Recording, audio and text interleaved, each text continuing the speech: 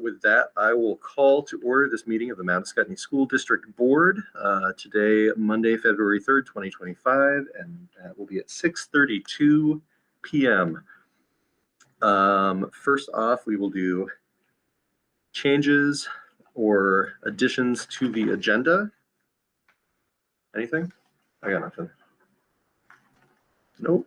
Okay, so no changes or additions to the agenda. Next up, we are going to do approval of minutes, and that is for January 9th, 2025. So I will take a motion to approve the minutes from January 9th, 2025. So moved. Second. All right, any discussion?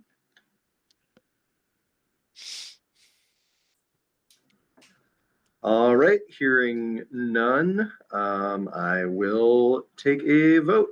Starting with folks in the room. So Nancy? Aye. Bill? Aye. Amy? Aye. Elizabeth? Aye. Megan? Aye. And I am an aye as well. So the minutes are approved. All right, and we are on to 4, which is public comment for any items that are not on the agenda. I'm just going to get my little statement up here.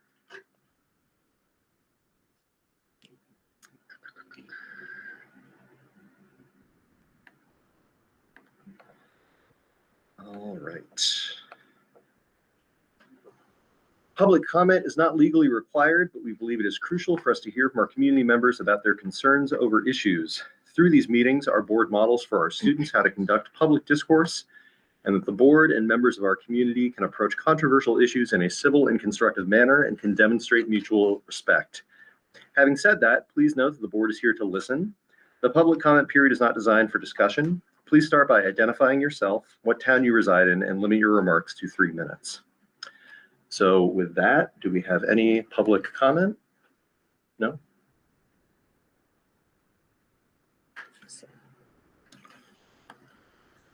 All right. So I do actually have a comment. I just want to pull it up here. It'll just take me a moment.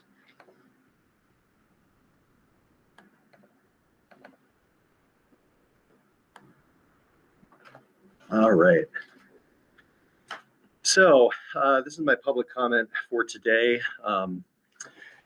As a member of this board, the moral imperative that guides every decision that I make is that the schools in our district provide a safe and supportive, high-quality educational environment for our students, first and foremost, but for each and every member of our school community, including parents, faculty, staff, administration, or anybody else who comes into contact with this institution. I want to take this opportunity to plainly state that my dedication and commitment to this imperative is that to you all is unconditional, regardless of the race, ethnicity, socioeconomic status, national origin, immigration status, sexuality, or gender expression of any member of our community. To acquiesce to the idea that anyone out there could simply dictate that any one of you is invalid, illegal, unworthy, or less than simply because of who you are would fundamentally undercut my ability to deliver on my commitment to all of you. So to the whole school community, and especially in this moment to my immigrant, trans, and non-binary friends, neighbors, and colleagues, I just want to say that I see you, and I'm so glad that you're part of this community, and there's nothing that can change that. So that is my comment. Thank you. Thank you. All right. Oh, did you see the fluttering heart? I didn't, but I appreciate it. All right. So if there are no other comments for items not on the agenda. Oh, up here, Bill Yates. I would respectfully request that that statement be published in all of the Mount Scottney School Board publications.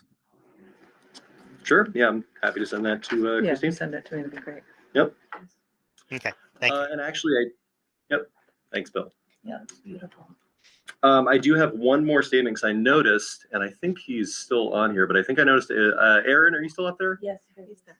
Okay. Yeah, I'm seeing Excellent. I did just want to, because I know we missed this chance at the last meeting, but I wanted to introduce to the board and to the school community, Erin Meinard, who is our district clerk, has graciously volunteered to serve as our district clerk. Erin is somebody I've known for a very, very long time, incredibly dedicated, just awesome community member. I mean, yeah, I could say a bazillion good things about him, but yeah, thank you, Erin. Thanks for being here. And do you want to introduce yourself a little bit there? Sure. I'm Aaron Meinard. I was born in Windsor, graduated high school, went off to VTC, moved away, came back, and I'm happy to be here. Davis is one of my oldest friends, like he said, and yeah, he put out a call for volunteers, and here I am. Thank you. All right. Yeah. Thanks so much, Erin. We're glad to have you here. Thank you. All right. So I think, and Linda. Linda Hey, Lay? Yep, good evening. Lay, whatever you'd like. Oh, Lai, my apologies. Good to be here. I just had a question about your statement. I just wanted to know why you felt you needed to put that out. I mean, there have been executive orders coming down from the executive branch of the federal government that specifically target individuals based on their gender expression and immigration status. And I felt that, as a member of this institution, it was important to make that statement for myself. May I respond? I just want to remind you that this is not designed for discussion. No, I just wanted to point out a fact. Sure, certainly. No one said you can't love who you'd like to love. And no one said you would be attacked. It was simply a declaration of a fact that there are two genders. And I know I'm going to get slammed for this. Go for it. But I just wanted to clarify that. And I'd rather see unity rather than fear, placing fear in the minds of the community or the children, or hatred or anything like that. I'd love to see us be more unified. And I feel statements like that do not do that. And no offense, to you, but that's my statement. All right. No debate. Okay. Thank you, Linda. Thank you. If there are no other comments, I think we are ready to move on to the administrative report. Yes. What's the budget report? The data report. The data. I'll do data. Mm-hmm. The data report is Should put us on the first. top or you on the top? You guys are on top. We're on top. Okay. I Y'all. think, y'all. We, so we have reports from Windsor Elementary, Middle and High School, and then Albert Ridge. The Windsor report is broken out into, Let me just get to the beginning for you. Oh, that's the end. Hold on 1 second. Great. Oh. Give me a second. Probably the fastest just to do it this way. yes, I think so. All right. Good. Yeah. Okay. So we have the elementary section first, looking at reading first and then math. And so when you look at these graphs, what you're looking at on the left is the fall report and then the scores in the winter. And those are really hard to read that way. But again, just pointing out that the red, when you see red in this presentation, in this one, it's significantly below. Yellow would be below. Blue and green are meeting and exceeding, meeting or above the grade levels. So I took this graph, and Christine, if you can go to the next one, and I tried to pair them up side by side so you could see what happens. This is much easier to look at. Yes. Good. And what we want to see, what we really want to see are red decreasing, yellow decreasing, and then our blue and our greens growing. And you can see that here. So the first red bar is our fall data, first yellow, first blue, first green. And what you can see is that in the fall our students that we had 57% that were below the standard. In the winter, we have 43, so it's 43%. So there's growth, which is great. We always want to see more, but we do have growth, and we'll take that. We've been thinking a lot about testing environments to help support students if they fly through a STAR test in 35 questions in 11 minutes. We're going to go get you again and really try to get an accurate score. That's something that has been observed as a barricade for accurate results. And then also the at or above, it was 46% in the fall and increased to 54% in the winter. So and important to know that STAR is set on a state benchmark, where some other, like the early literacy one you'll see, is on a national. Our state benchmarks are set higher. It's harder to achieve the level in the state of Vermont than it is if we rank them nationally. We could show you great scores if we wanted to rank them nationally, but we're ranked statewide. The next couple slides are early literacy. So our kindergarten did not take, and this is a completely different graph to look at. Early literacy is measured against the national standard. There isn't a state benchmark. So, and this one, the first one shows our kindergartners. 44% of the kindergartners are considered at or above grade level proficiency. This is the first time they took this test. And it's computer generated. So I think there's a lot of learning that has to happen. We don't have a second data point for them, but hopefully we can show you that growth again in the winter. Is the additional green line significant of anything? The additional green two line. green lines. Yeah, see, these are based on it's not this red, yellow, blue, green is not the same as STAR, and that's the tricky part for reading these. These are percentiles, so 0 to 9th percentile is the red. And I did print you out some little copies of these if you wanted to look at those a little more closely. So these colors are not comparable to the STAR reports. Bill, you have a question? Oh, she just pointed out what I was going at. These are not. There's no above the standard or below the standard. These are percentile. Yeah. The next are data points, and I did not have time, I'm sorry, to put these together in the same way that I did the other ones. So you have to kind of look across. We don't have any, and again, it's fall is the first set of graphs, and winter is the second. Is that Bill again? Oh, no, he was putting his hand Oh, we down. put his hand down. Okay. We're all keyed into that noise, aren't they?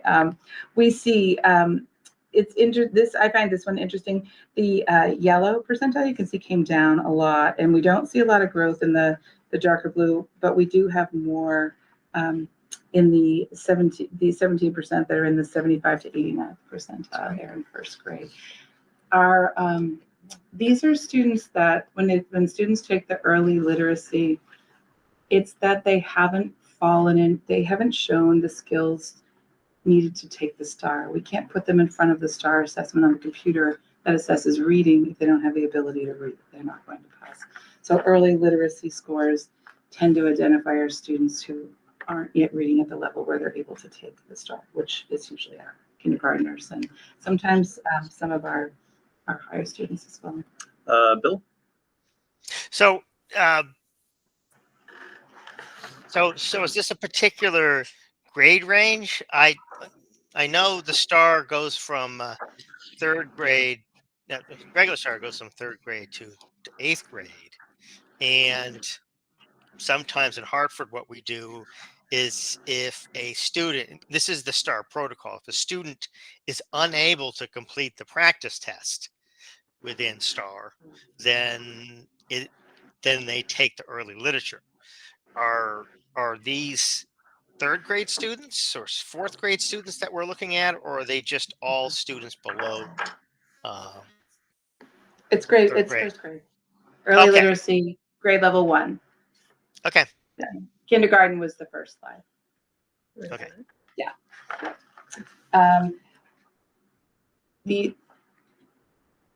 Is that another question, Bill? No, I I keep His hand is putting still my up. hand down, and then my hand's already down, and so I'll keep sorry. talking. You tell me if you want me to stop. How about that? Okay. Again, the next we broke it down by grade level. So here's second grade for you.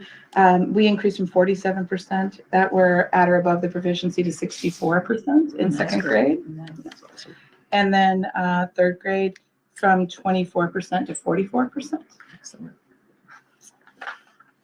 Fourth grade from 59 to 62, and then fifth grade from 43 to 44. So our fifth grade kind of stayed the same, and that's something we have to look at. Why? What happened in the other grades that didn't have the same effect in fifth grade? So our interventionists, our MTSS coordinators, the coaches at Windsor, they dig into this data so deep and look at every student. We just show you the overall picture of it. So. Did the same with Colleen. Do you want me to keep going? Yeah. Yeah. Okay. Same. I did the same with math. Okay. So again, you have the fall and the winter, and I broke it down. I think this has become my favorite graph. So the next one. Yeah. There we go. So same thing. We want to see our red scores fall, our yellow scores fall, and our blue and our green increase. We didn't have a lot increase, but there's a great growth in the blue scores. The other thing to remember is the STAR test doesn't stay the same. It increases its expectation from fall to winter. So they're not only showing growth on harder skills, if that makes sense. Mm-hmm. We started higher. We have higher percentages in the red and the yellow, and I think we know that about math. It is our goal to keep working on that, but we have work to do. So in the fall, 67% were below the standard, and this winter, 58%, and those above 33% increased to 42%. And I think it's always really important to make sure we keep an eye on the blue and the green, right? That we want to make sure our students that are achieving the standard continue to grow, and we show progress there as well. Grade 1 math, 26% at or above, and now we're at 60%. And grade 2 changed from 27 to 25. However, those significantly below the benchmark decreased for grade 2. So second grade is an area that we're digging deep into and talking about our WIN groups and intervention to see how we can increase those. Third grade from 20% to 31%. Fourth grade math remained the same at 50%. So again, why are we plateauing? Would be the question. And we actually, if you look at the fourth grade, we actually lost our level 4 students. They look like they became level 3 students. So there's some work to do there. And then our fifth grade math scores also stayed the same.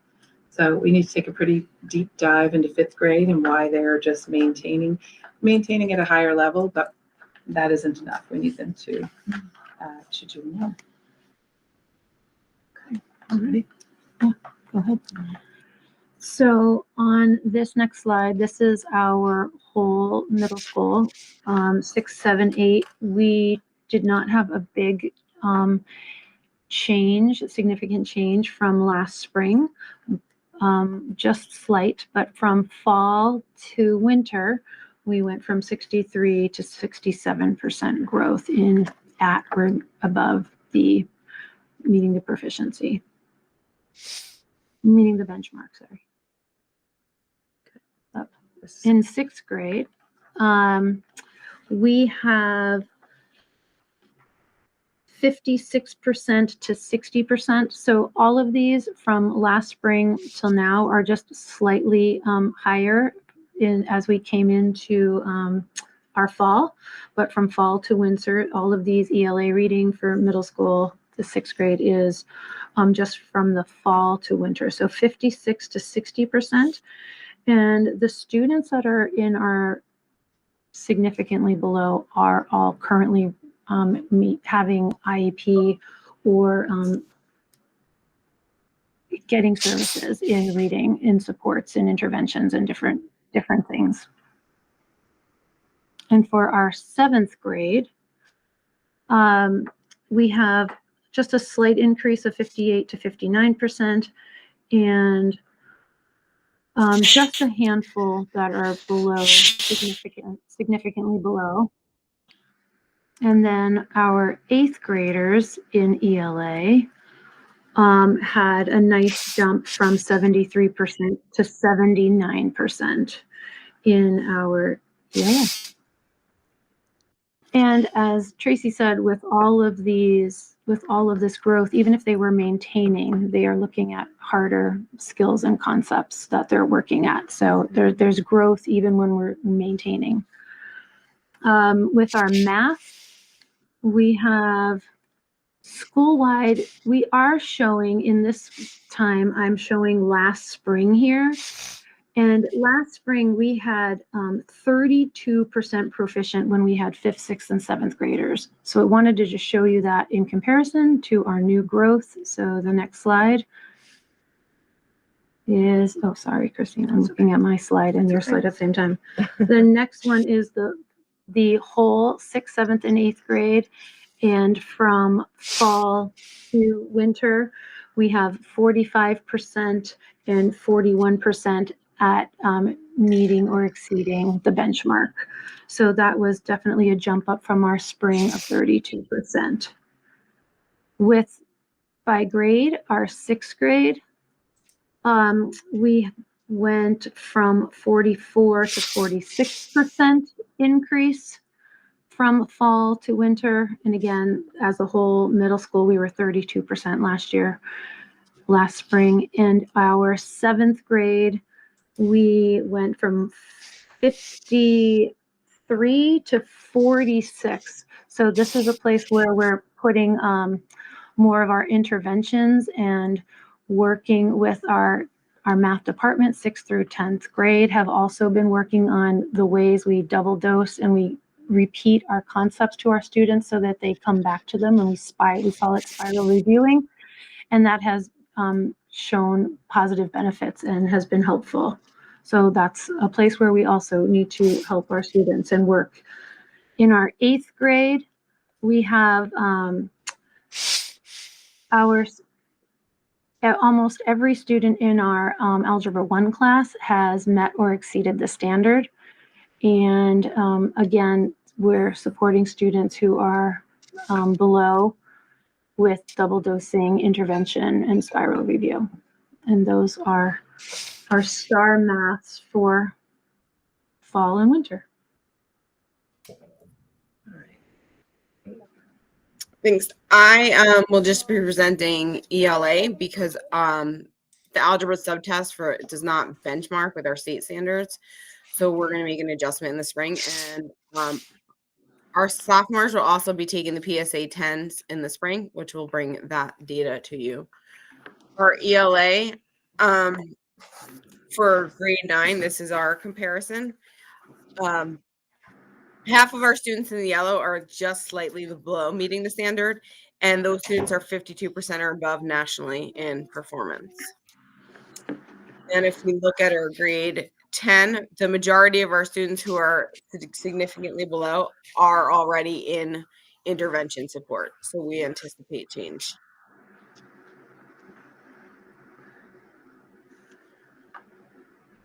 And again, we'll have reading data through the PSAT 10s in the spring.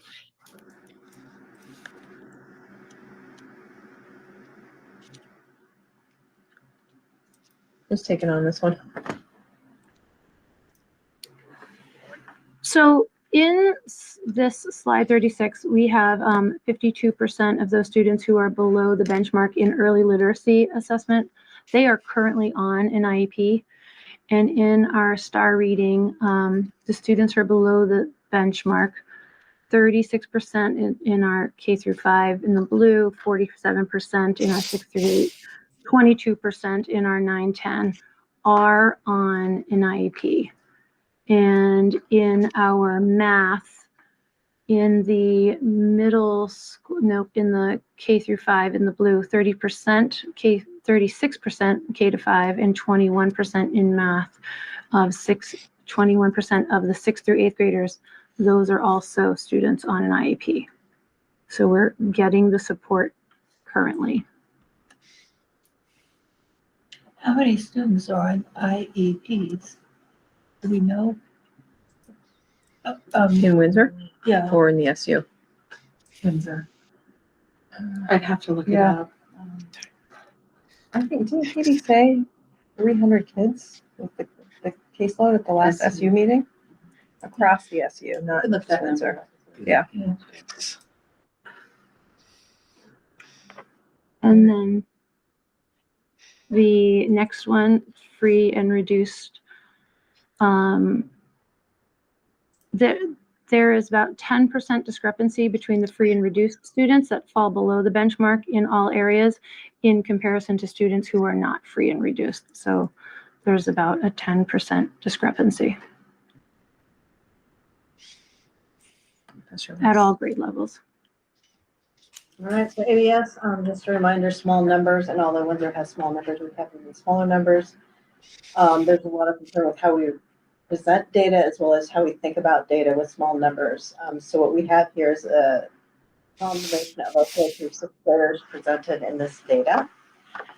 So our first graph shows over time, though, if you go from the left, am I right, left? Yes, left to the right. The left is our most recent scores. So you'll see as the elementary and the other school was presented, you have the bottom 10% in the red, then you have the 10% to 25% in the yellow, followed by 26 to 40% in the orange, the 40 to 74% blue, 75 to 89% is in the green, and then those who are scoring at the 95th percentile and above are in purple. So our current scores show that 9% of our students in grades 3 through 6 are at the bottom 10 percentile. 5%, 5% currently are in the 10 to 25%. In the 26 to 40%, we have 18% of our students. This is 11%, sorry. 16% of our students are in that kind of 26 to 40 percentile, which all of those, the red, orange, and yellow, are what we would consider people who are sort of on watch for need for specific interventions. So anything below 40%, we really want to pay attention to. Once we get past that point, we're looking at kids more likely to be able to meet state expectations on tests. So the blue for 14% is those kids who score in the 40th percentile to the 74th percentile. 20% of our kids are in the 75 to 89%. And then currently for our students, we've got 25% of our kids scoring at the top 90th percentile on ELA assessments. You can see over time how that's kind of built and kind of tips. As Kate mentioned, we've got kids who are sitting on the cusp. So depending on how their state of mind is for that day or the questions they were asked, they can easily tip from like the blue to the orange or the green to the purple. So that's kind of where our grade range is for the STAR assessment there. Going to the next slide, we have the math assessment, same thing broken down. Currently, according to the STAR assessment, none of our students in math scored on the bottom 10 percentile. We did have currently 14% of our students are in the yellow, 20% of our students are in the orange. So all of those, 34% are below what we'd really want. Then following that, we've got 43% in our blue range. In our green range, we've got 11%, and then our top 10% students, we have 11% of our students there.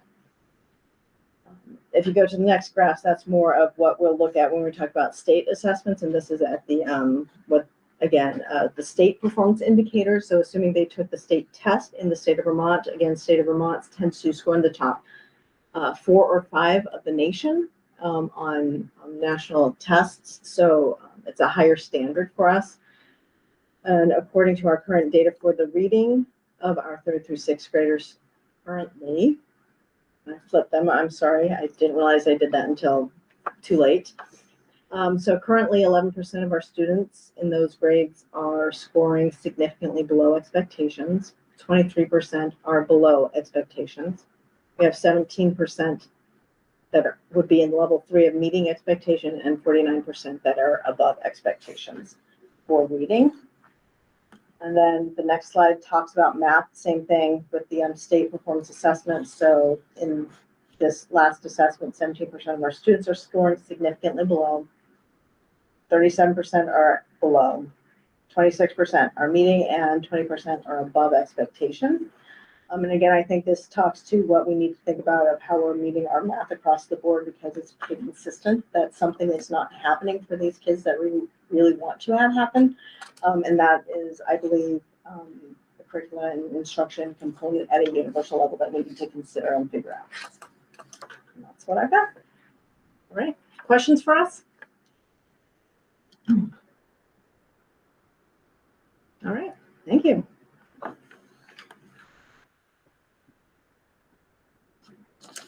All right. Well, thank you for sharing all that. I know it's a lot of data to chew on, but I appreciate you. Fun stuff. It is, and I mean, I think it gives that high level, and I'll look forward to hearing and learning about what sort of changes in approach we look at, especially when it comes to math, because I know that has been a challenge year over year. All right. So we are ready to move on to item 6, which is items for discussion, followed by motions if needed. And our first item is the budget information session run through.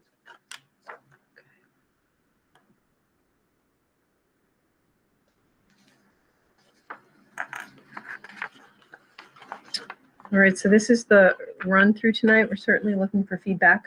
This will be what we plan to present at our community budget information hearing at the end of February. So, Jen, you're going to start us off the agenda? Yes. So we're going to try and run you through the articles, which we'll have to do. The moderator will do that in the actual presentation. We'll talk about the strategic plan with Christine. We'll just talk about our universal overall strategic plan that's been developed. We're talking about our budget goals that we feel like we've been given as a team. Student enrollment over time. Budget goals in there twice. Take that out. Sure it's first. Then how the budget supports our schools. Then we'll talk about the actual proposed budget, some of the drivers and some of the reductions that we've been able to make, and the impact that it's going to have for us as taxpayers in our communities. So then we go right into the articles, which will be read by the moderator. Would you like me to read those? Or do you want them read, Davis? Yeah, sure. Why not? Okay. Do we know if these are updated? They are updated. Okay, awesome. So the Article 1, I'll pretend like I'm the moderator. Okay. Article 1, to act on the reports of the Mount Scottney School District officers for the past year from July 1st, 2023 to June 30th, 2024 by Australian ballot. Article 2, to elect the Mount Scottney School District officers for the ensuing term by Australian ballot. Article 3, to vote that the Mount Scottney School District is authorized to borrow money in anticipation of taxes to meet the requirement of the school district for the ensuing year, and to authorize the execution and delivery of notes or orders to the school district by Australian ballot. Article 4, shall the voters of the Mount Scottney School District authorize the school board to apply $129,923 of the FY24 surplus to the Capital Reserve Fund, again by Australian ballot. Article 5, shall the voters of the Mount Scottney School District approve the school board to expend $15,695,482? Did I read that right? Mm-hmm. Which is the amount the school board has determined to be necessary for the ensuing fiscal year. The Mount Scottney School District estimates that this proposed budget, if approved, will result in per pupil education spending of $15,309.78, which is 10.23% higher than per pupil education spending for the current year by Australian ballot. Article 6 will be to transact any other business which may properly come before the meeting. And then we go into our strategic plan for the Mount Scottney School District and Windsor Southeast Supervisory Union, and I'm handing it off. That's me. To our superintendent. So I'm going to take this slide at the meeting and just have some notes for tonight.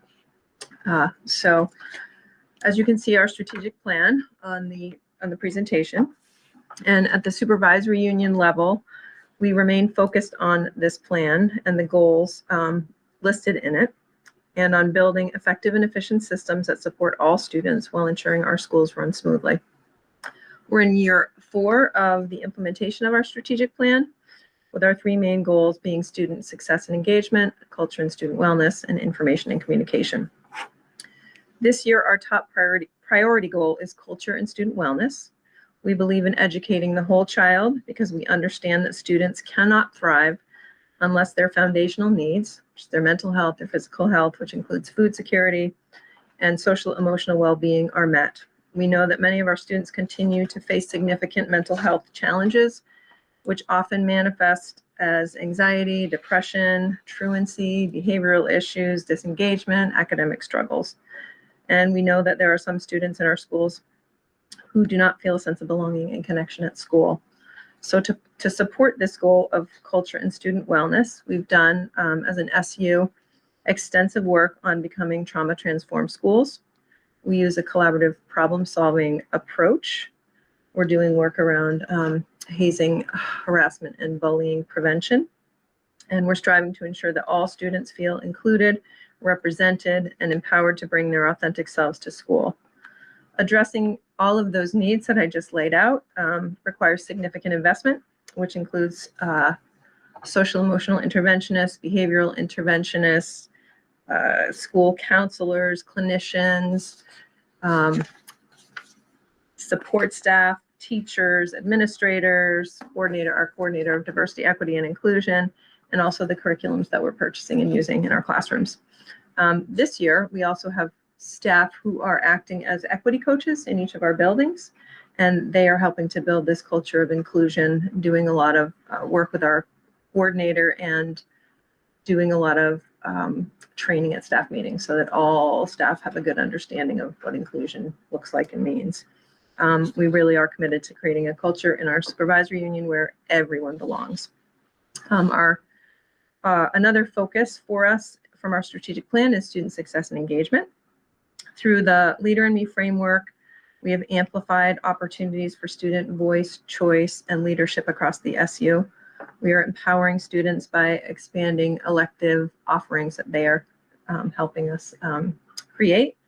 We're encouraging goal setting and providing students greater involvement in shaping their educational experience. In addition, we implemented a new English language arts program in FY24 and adopted the latest version of our math program in FY24 as well.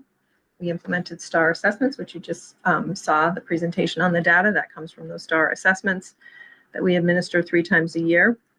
All of these things are designed to strengthen student achievement and engagement, and we are confident they're going to lead to positive results and positive outcomes. Our third goal of information and communication, we've been addressing throughout the life of the strategic plan. We're currently working on an SU level communications plan, which should be done this spring, which is very exciting. We launched a new website this summer, which is really clear, effective, engaging. We've had very positive feedback on a new website, and all of our administrators are actively communicating through newsletters regularly with the community. So we're really trying to share out information and communicate widely with the public. And we are really dedicated to, as you just heard, sharing how we're progressing in academics and culture through our reports at least 3 times a year. So that's where we're at with our strategic plan and the goals. I am going to turn this over to Davis. You're going to go over I believe, the budget goals. Budget goals. All right. So our budget goals for FY26, as we look at it, are to maintain our staffing plan and the program of studies which support the whole child, and that is intellectually, social, emotionally, and physically, and to bring forth a fiscally responsible budget that meets educational quality standards and considers the impact this budget has on the community. So this is the enrollment slide. I think it was assigned to Davis, but it might make sense for one of the principals to go over the enrollment. I'm assuming you're not getting all those graphs. No, This will be in there. I was just So you were referring to them, referring to yeah, us, yes. but not at the Yes. budget meeting. Thank So does any, or I'm happy to go over enrollment. I'm happy to Yeah, talk to it. okay. That's fine. So, you can see over time that the averages against small numbers can look big when you talk about percentages, but in general, we're sort of holding steady over the past year since, we've come back from the 2020 shutdown of COVID. So across the board, we're basically functioning as, we pretty much have. So while a lot of people in the state worry about decline, I think right now we're kind of holding. And that, if you look at the data in the past 10 years, we've stayed about the same Yeah. in this SU, which is encouraging. All right. This is Me, how the budget supports the strategic plan in our high school. So you can have money. We are holding steady. We haven't made any asks at the high school. We're functioning with an appropriate staff. We still do have our school counselor position open. It is National School Counselors Week if you want to send Maddie an email. We are still functioning with our one counselor, and we are actively seeking a second one. We are working with AOE on our discourse and math collaboration. Bridget is leading that, and it's been phenomenal the amount of progress we've been able to make in a year. My kind of big ask for the budget last year, which on our budget was kind of a smaller amount of money. It was about $10,000, was to bring experiences to the kids and to be able to get kids out and experience. And I wanted just to let you know some of the things that we have done this year, because that is, again, something that we're asking for next year. So just this year alone, we've taken groups of kids out to preferred building systems, to the New Hampshire Take Back the Trades.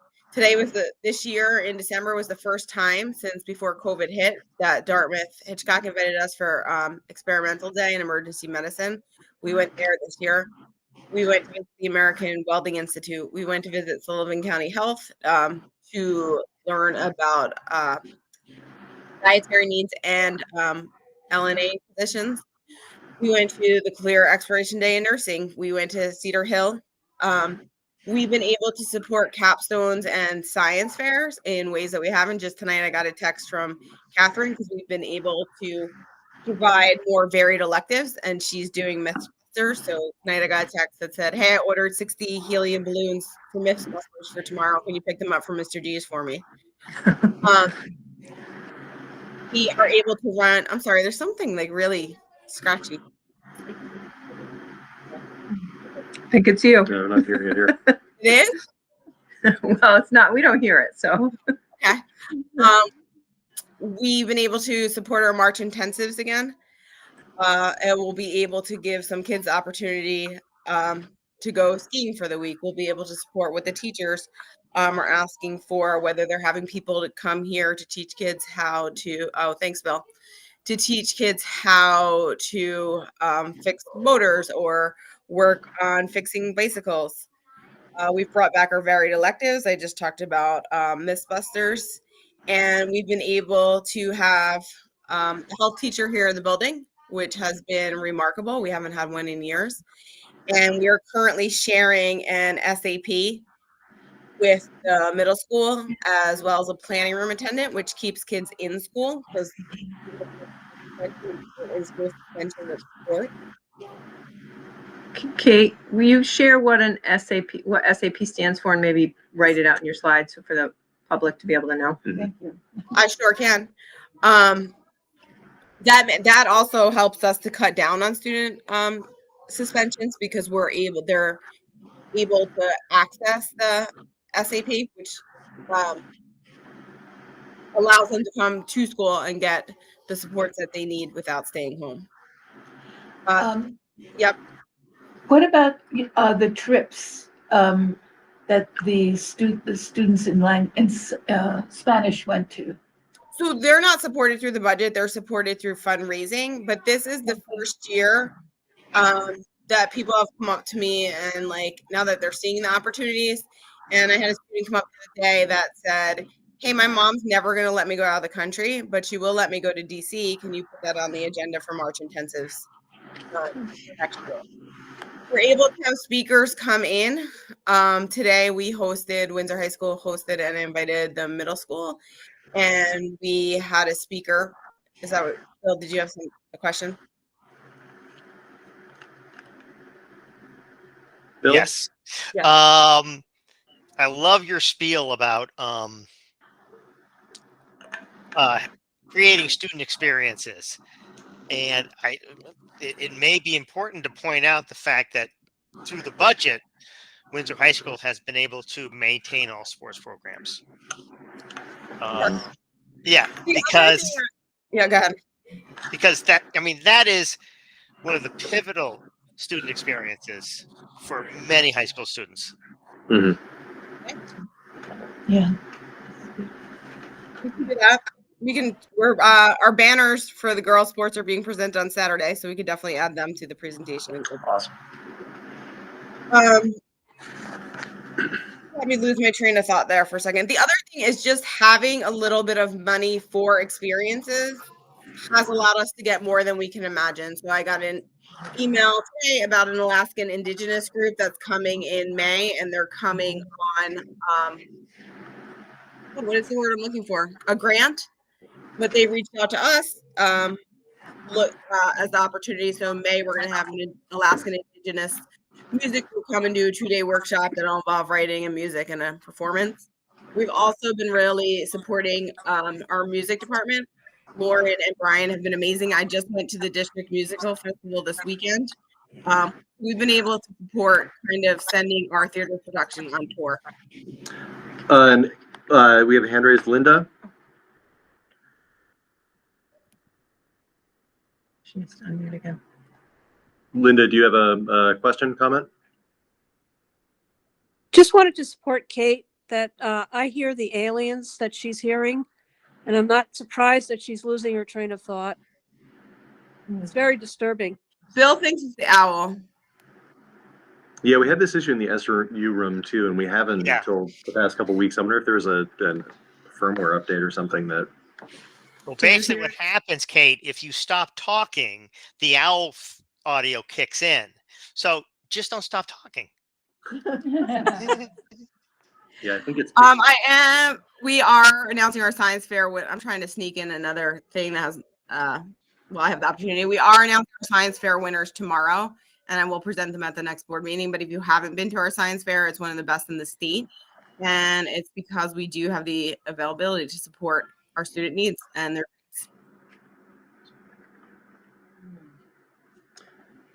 Yeah, and I just want to quickly comment, Kate. Thanks I appreciate you highlighting the science fair. I've probably said this before, but it strikes me every time I'm able to go and check it out. And actually this year, usually that coincides with me being out of town, but my schedule changed. I was able to go around and speak with all the students.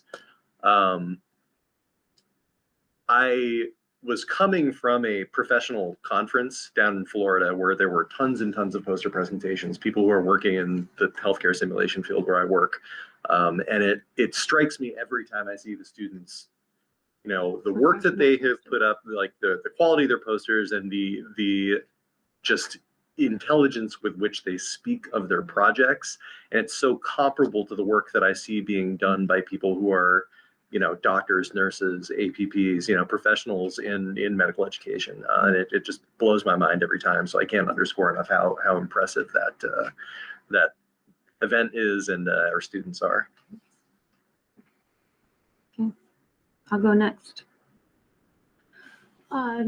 For the middle school, looking at student success and engagement, also not really any asks in the budget for us. We are maintaining our team, our support staff. One of the things we focused on with our 6th through 10th grade math teachers is some beginning of the year professional development on discourse and math collaboration.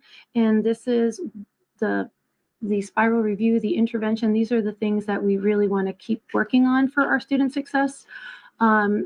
As you could see from our star scores, this is what we're putting our energy into.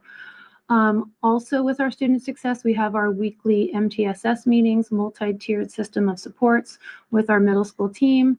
And that helps us to look at the STAR data, put our kids in the right places, making sure the students are getting the services and supports they need. We also have, with our student wellness, we have student support services, our paraeducators. We share SEIs in the high school and middle school, and a planning room as well. And those allow us, with having those pieces in the budget since last year, it allows us to have more supports for our students when we can look at alternatives to collaborative problem solving, de-escalation by people who have good practice, good skills and strategies to help our students with that, so that we do not always have to look at traditional suspensions and things that we would rather help our students work through. With the culture and leadership, we are seeing a lot more investment in our Leader in Me transformation at our school. In this year, as Christine said, we now have our equity coaches, we have action team leaders under academic, culture, and leadership. So we're seeing more student voice, more student leadership meetings regularly in the middle school. Voice and choice is important to us. So keeping that going, that this has kind of evolved over the last 3 years as passion periods, a period in the day where there's clubs, activities where students have choice. This is the place in the day where Albert Bridge students and Windsor Middle School students have joined together in some activities. And we want to make sure that we're continuing to grow our programs that build our high school music, theater, world languages, because those have had some drawbacks, especially when we were going through COVID. So we want to make sure we're keeping those choices there and building those. And we're also lucky to have the cross-grade collaboration from high school students being mentors to middle school students being helpers in the elementary school and working together across our building. We're also very lucky to have, as Kate said, the health education teacher for the first time in quite a while. So all of our middle school students get to have health education as well. We also are very lucky to have our school nurse, who sometimes does one-to-one education services with students when parents request it. And the SAP in the past used to stand for Substance Abuse Prevention Counselor, but now this acronym goes by Student Assistance Providers, because they do a lot more.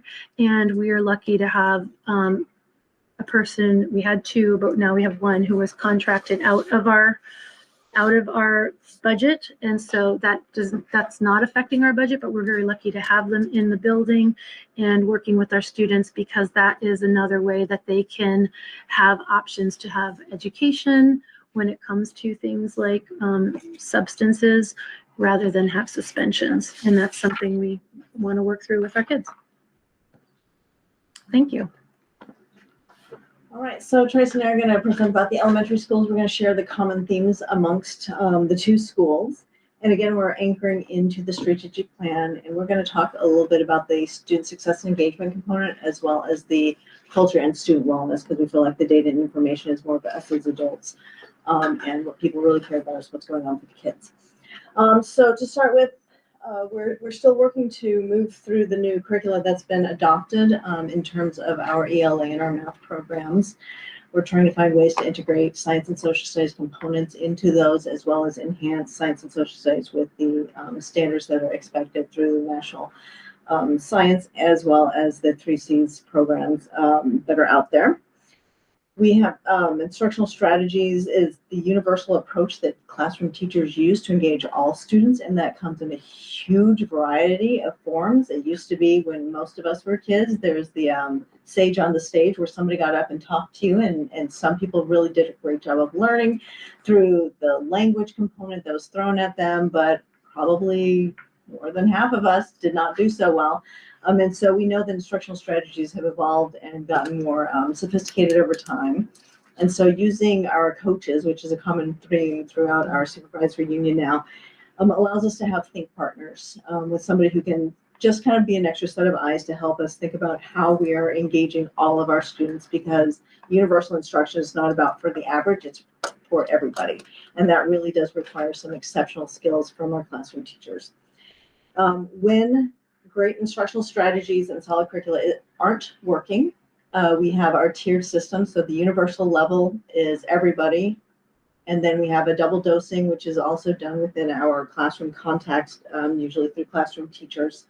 After that, if kids are still struggling, we have additional supports that Christine laid out already in terms of variety of interventionists, whether academic, social, emotional, or school counselors. If we have medical support needs, we have teams to do those different kinds of interventions and work. And the whole goal of our instructional strategies and our curricula is to develop a sense of competence. And we know with, when we talk about anyway, self-determined learning, which we know is the way that we drive ourselves to become strong learners, not when we're doing it because somebody's telling us to, but because we have it internally motivated. And we know that our belief in our ability to learn, not that I'm smart, but that I can work hard and learn, is central to success for a human being across whatever starting point you come from. So all of our initial stuff that we do in terms of academic engagement is really about developing this sense of competence. Past that, the next step is really to develop a sense of choice.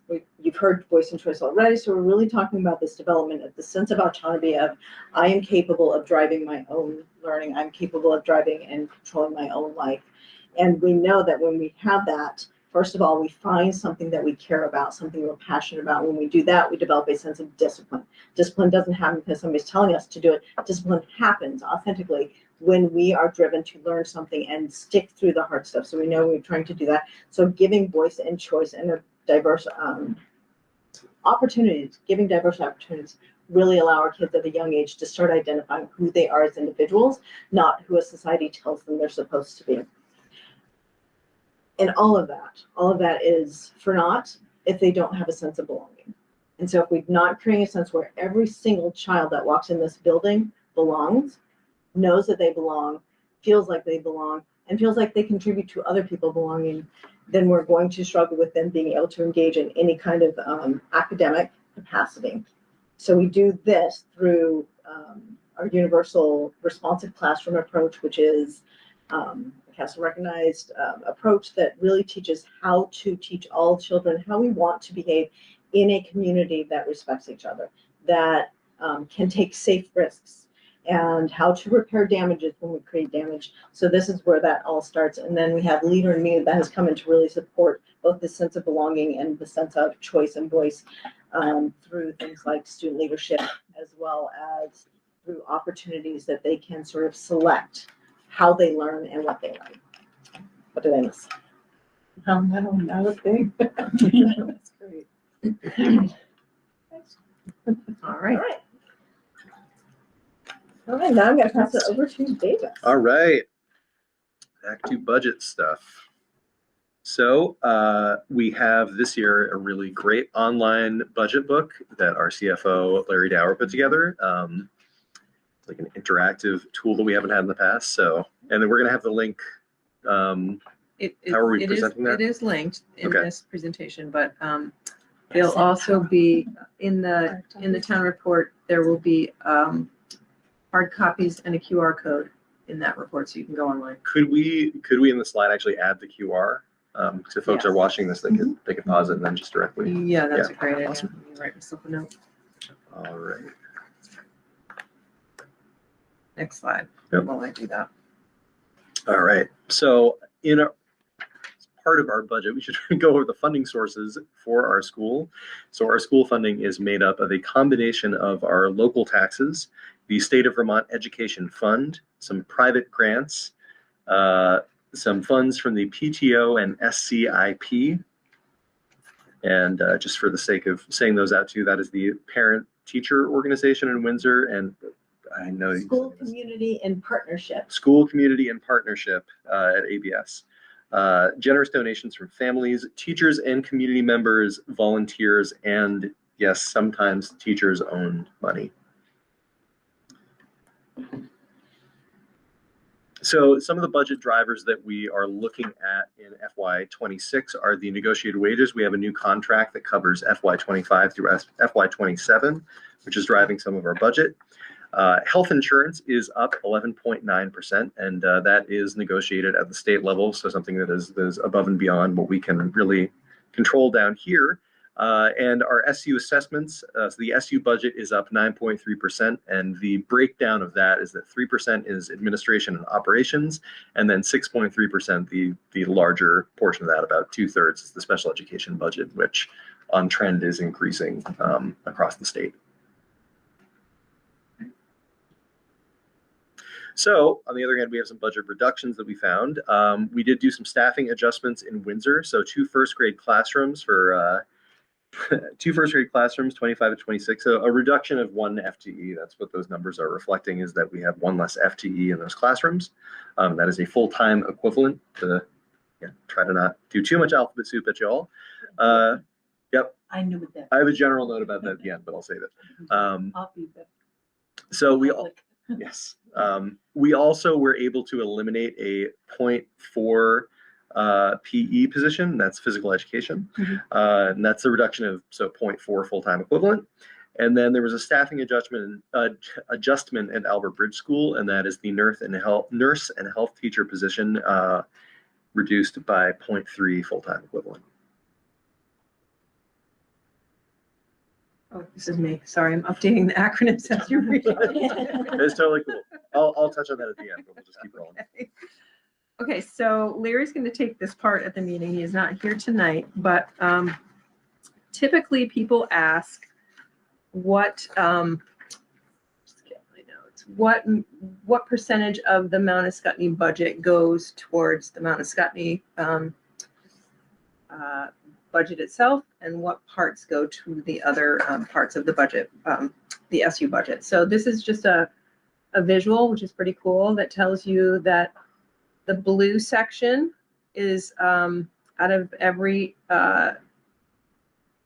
dollar. I thought it was $1, but that's $100 bill. That's $1. It's a bill. 72.66% goes to is the local budget. Out of that, 1.96, the yellow is the SU food service. The purple is the SU early childhood program, which is 2.08%. The orange is the admin and ops, which he's got here is 8.97. So I thought this previous slide said 9 point something. So I'm going to 3 point something. I'm going to look at that with him. And then special education is 14.33%. So it's a, you remember Larry did this last year with coins in the budget book. He was able to do it with this graphic. So pretty clear. Yeah. Yeah. That's good. So the next slide, which Larry will take at the meeting, just shows you the general fund for FY26, which is $15,695,482. The budget increase, the percent increase is 6.06 over last year, which equates to a 0.5 estimated tax increase for Windsor. And remember, once the CLA is applied, Windsor's going to have a different rate than West Windsor. So West Windsor's estimated tax increase is 4.8%. We know that things typically change between when the budget's passed and June, so those rates may change. Based on what I've heard the governor say, they may, he's mentioned allocating some money towards tax rates to keep them down, so they may go down. I think they've gone down since the first. Yeah, I think they have too, actually. I'd like to see that. Yep. The next slide, which Larry will also present at the meeting in February, is really the tax, the property tax impact. So for example, if you are a Windsor homeowner and your home is worth $250,000, your tax increase for next year will be $14. In West Windsor, the same property value of $250,000 will equate to a $132 increase over the year with these estimated tax percentages. Okay, and the last slide, it lets you know when the voting day is happening, the hours that you can go and vote, and the locations, which is important information. So that'll be part of what we're presenting. And that's the last slide. So questions, feedback. Davis, you want to say something about acronyms? Sure, I would like to say something about acronyms. One general question that will still fresh in my mind, and if you don't know this, that's fine. I'm sure Larry does, and I believe he said he would address this. Do we know, were the budget book physical copies printed yet? Or is that, if Aaron's on, he might actually know that. I haven't seen them yet. I think he's working with, I think Terry does it at Windsor. Yeah. So Okay. getting those printed. I only wonder because I know that I had cited the earlier projections in the letter that I wrote for that, but I do think that Larry said that he would adjust the numbers so that they were as close to accurate when that got printed. So I was curious about that because they did go down, which is nice. Yes. Hopefully they go down more. Yeah. The other just general note on this, I think that it would just be good practice if any time that we use a new acronym, even if it's ones that are really, really familiar, the first time that it appears, we just need to spell the whole thing out and do the parenthetical.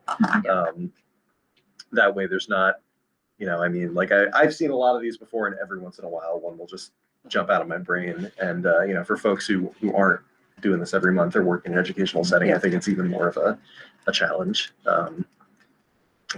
Totally agreed. Yep. So you had one. We had the SAP. We'll fix that. I did the FTE. And the SAP changed, and I didn't know what it was before. I think MTSS was mentioned too. Yeah, you got it. Okay, got it. So we'll update those. Yeah, the PTO, SCIP. I did those, yeah. Yep, awesome, I appreciate it. Makes sense. We got to remember that. Mhm. We live it, but not everybody does, right? I know, it's the water we're all swimming in. Yeah. All right, I will stop presenting. All right, any other questions, comments on that run through of our budget info session? I liked it. That was very Yeah, interesting. it's always, Well done. yeah, and my apologies for going off on that tangent in the middle. I get so excited about the science fair thing, so Yeah. trouble containing myself. A good balance of information, you felt like? Yeah, no, I've seen this team or some version of this team doing this for several years now, and it's just always, it really it lifts me up to hear spelled out all the good work that everyone is doing. I think we all do it in a really clear and digestible way for folks. And many so. voices makes it Yeah. ever so much more Split it up, yeah. interesting. Yeah. Absolutely. Good. So yeah, thank you for all the effort that you put into that. All right. Clear slides. Very clear Yes. slides. Yes. All right. So we will move on to item B on our items for discussion, which is the community dinner.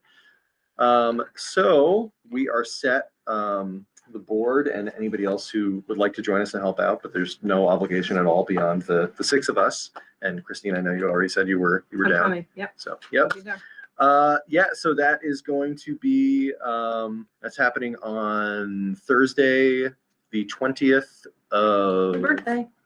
Your birthday. All right.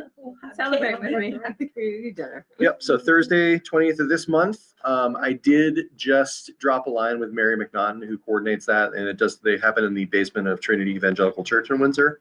And which one is that?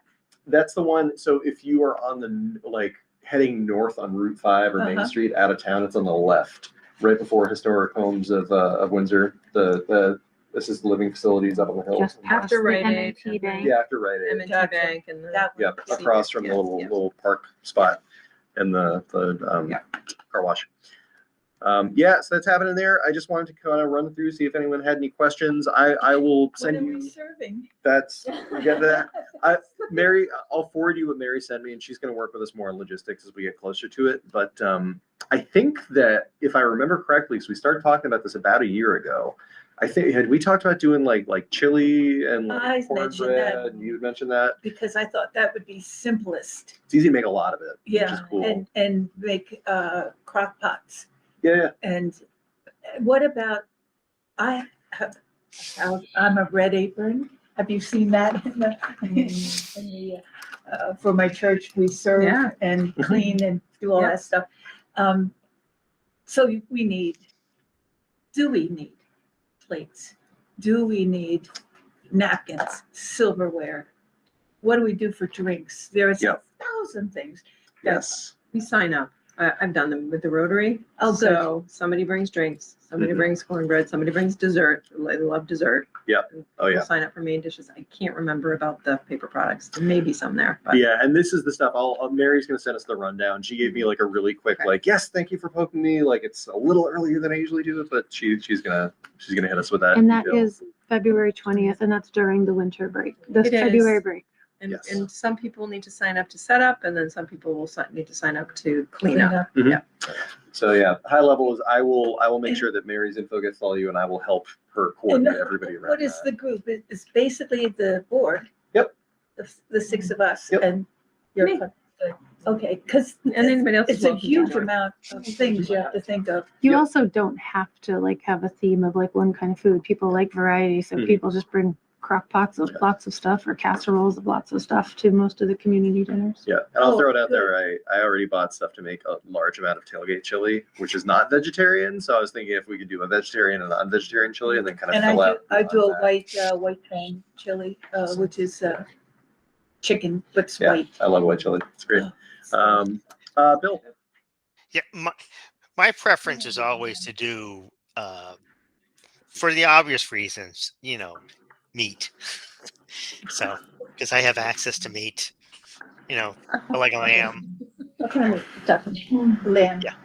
Oh. Yeah. Sounds like Okay. Bill's bringing meat. turkey. Yeah, Cool. that's just my forte. I mean, If we're doing soups, then I have to lean on my wife a little bit, and she has school that week, so we don't have the same vacations. Do we, for about 40 people? Is that? I think that's about what Yeah. I've been to one or two, and that's about the Yeah. average. Yeah. It's kind of hard to tell. Sometimes they're totally packed, and then there's sometimes where 20 people show up, 15 Yeah. people show up. So I used to do I was the coordinator of the potlucks for my choral group, which was big. And so I have a lot of, because I had to quit, it was so far away, paper plates and bowls and stuff. So I've Great. got a good supply of those. excellent. And I think I have a huge supply of napkins, but I'll check and, because I have a whole cupboard full of all that paper stuff. Awesome. I appreciate that, Mary. Nancy. Put these in the, Mary McNaughton. in our newsletters too, that we Yes. advertise at community dinners. So if you Yes, it's wanted in to there. send a blurb. I've seen I that. Yep. think, Yes. well, the generic one's always in there. Mhm.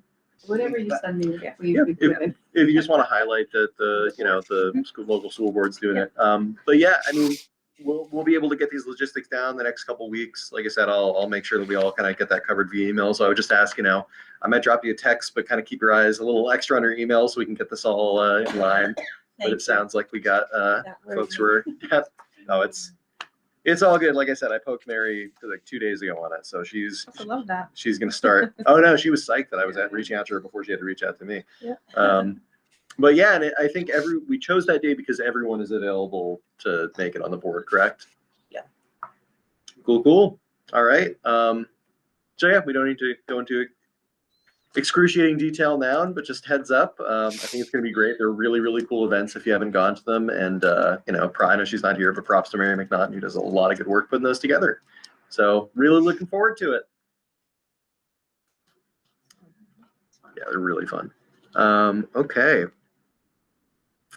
So we are on to setting the next agenda. And I think this is February. So our next meeting is going to be reorganization, correct? Yeah, and it's March 10th. Yes. So Yep. it's after the election. Mhm. So Is that a Monday? March 10th is, I think I think it's just the following. the following, Yeah, not it the is. first, Get out a it's the week. second. Yeah, so that we can reorganize. And then we've got our admin report and Kate, you still here? Yeah, I'm here.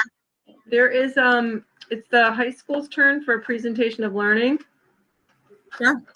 Is that good for you? That's good for me. I'll check. We usually do science fair. We can have some capstones presented. Is there anything anyone's looking for? Okay, whatever you bring. All right. That makes it easy. And it's here at Windsor. It is at Windsor next time, yes. Okay. Thank you. Yep. So we've got, other than that, just the admin report. Yeah. Anything else? Cool. Wow. Reorg and admin report. Kate? No, that was an accident. Oh, sorry. You're like Bill.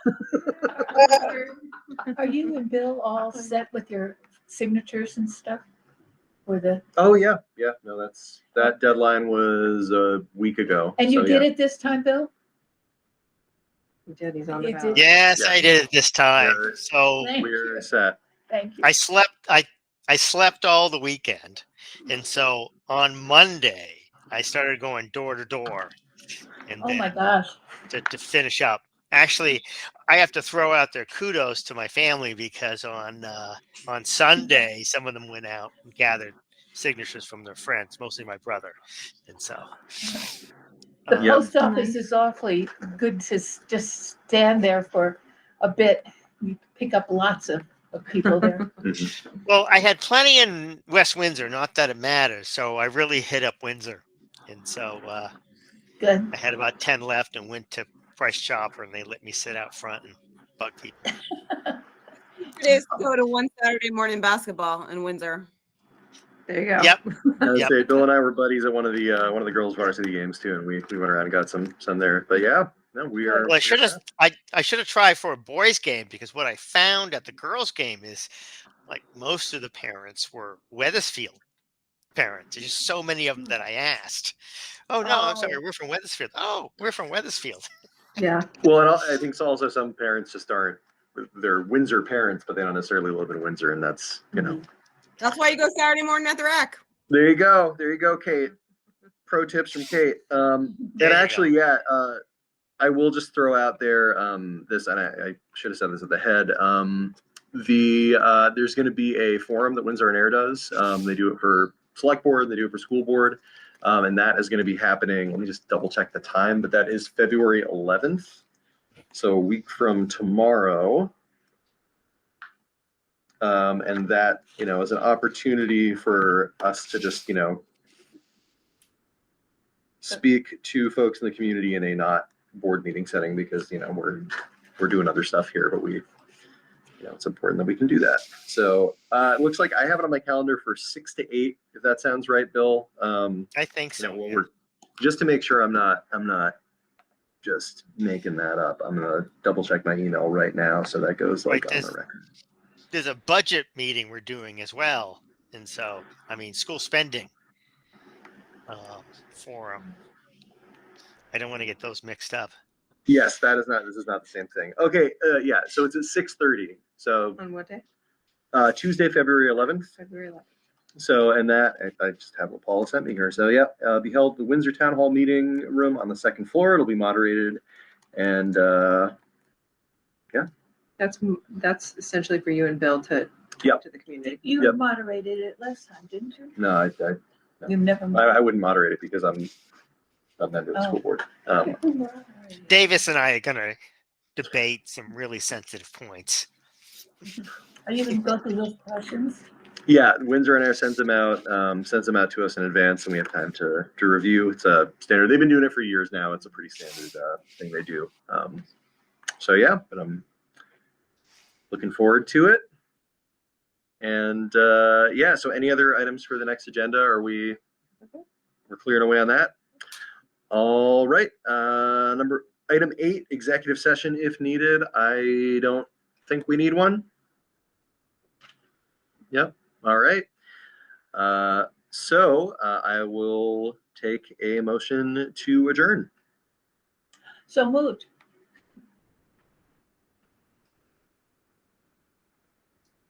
Second. All right. And Good wait time. all right, I'll take a voice vote to end the meeting. All those in favor, please say aye. Aye. Aye. Aye. All right, so I am adjourning this meeting of the Madison County School District Board at 7:52 p.m. Thanks, everyone. Have a good night.